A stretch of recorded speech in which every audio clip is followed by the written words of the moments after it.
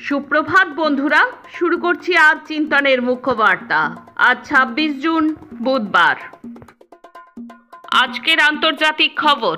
পশ্চিমী নিষেধাজ্ঞার পাল্টা পদক্ষেপ, ভিয়েতনাম এবং উত্তর কোরিয়ার সঙ্গে সম্পর্কে নতুন মাত্রা যোগ করলেন পুতিন।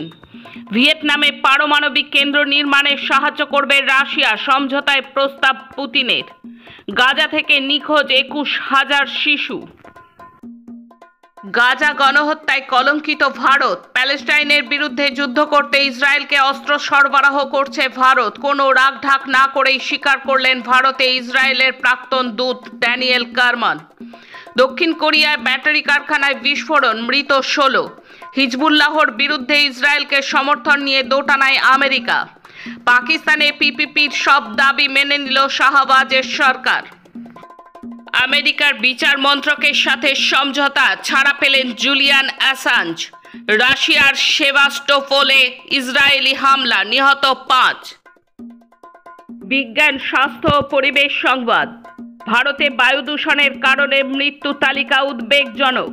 বিগত ৫ বছরে প্রায় ২ লাখ শিশুর প্রাণহানি। শুধু ২০২১ সালে বিশ্বে মৃত্যু হয়েছে ২১ লক্ষ মানুষের। ত্রিপুরার আগরতলায় বিদ্যুৎপৃষ্ট হয়ে মৃত্যু একটি বুনো হাতির। ঝুলে থাকা হাই ভোল্টেজ বিদ্যুতের তারে সুর লেগে মৃত্যু হয় হাতিটির। বিদ্যুৎ দপ্তরের গাফিলতিতে ক্ষুব্ধ এলাকাবাসী। দেশ ও রাজ্যের খবর। আজ লোকসভায় ঐতিহাসিক ঘটনা ঘটতে চলেছে। স্বাধীন ভারতে এই প্রথম স্পিকার পদে ভোটাভুটি হতে চলেছে। প্রথা অনুযায়ী ডেপুটি স্পিকার পদ বিরোধীদের দেবার প্রতিশ্রুতি না মেলায় ইন্ডিয়া জোট সর্বসম্মতভাবে স্পিকার পদে নিজেদের প্রার্থী ঘোষণা করে।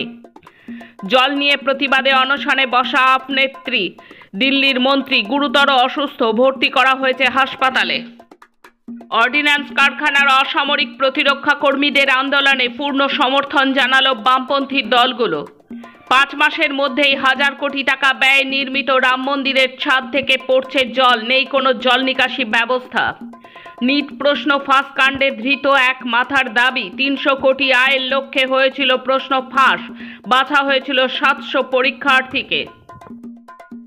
কেরালায় প্রস্তাব পাস বিধানসভায়। গৃহ পরিচারক পরিচারিকাদের নিরাপত্তা দিতে আইন আনছে কেরালা, দেশে প্রথম। নিট, নেট, টেট দুর্নীতির প্রতিবাদে কলকাতায় ৪ বামপন্থী ছাত্র সংগঠনের বিশাল মিছিল। পুলিশের ব্যারিকেড প্ররোচনা, ছাত্র সমাবেশে কলেজ স্ট্রিট অবরুদ্ধ।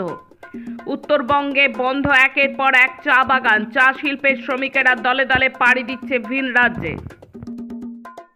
কলকাতা থেকে বিধাননগর। ভোররাত্রি থেকেই হকার উচ্ছেদ অভিযান। কোনো নোটিশ ছাড়াই ভাঙা হলো একের পর এক দোকান। 10 দিনে 10,000 বিনা টিকিটের যাত্রীকে ধরে জরিমানা পূর্ব রেলের। রাজভবনের সামনে যখন তখন তৃণমূলের ধর্ণা হয়, পুলিশ পদক্ষেপ করে না কেন? একটা মামলায় প্রশ্ন তুললেন বিচারপতি অমৃতা সিনহা। এখন খেলার খবর। পর্বত আরোহণের ইতিহাসে নয়া অধ্যায়। প্রথম ভারতীয় দল হিসেবে রহস্যময় গুপ্ত পর্বত শৃঙ্গ জয় করলেন ভারতীয় অভিযাত্রীদের দল। হিমাচলের পীরপাঞ্জাল রেঞ্জ অর্থাৎ বিশ্বের অন্যতম দুর্গম স্থানের রহস্যে ঘেরা পর্বতের চূড়ায় উঠে তেরঙ্গা ওড়ালেন দক্ষিণ ২৪ পরগনার সোনারপুরের ৯ জন। এর আগে দেশের কোনো পর্বতারোহী দলের সাফল্যের তালিকায় নেই গুপ্ত পর্বত। বাঙালি অভিযাত্রীদের এই দলে ছিলেন এক মহিলাও। কলকাতা লিগের প্রথম ম্যাচই জমিয়ে দিল গত ৩ বার কলকাতা লিগ জয়ী মোহামেডান স্পোর্টিং। মঙ্গলবার কিশোর ভারতী স্টেডিয়ামে ওয়ারিকে ৬-০ গোলে হারালো সাদা কালো ব্রিগেড।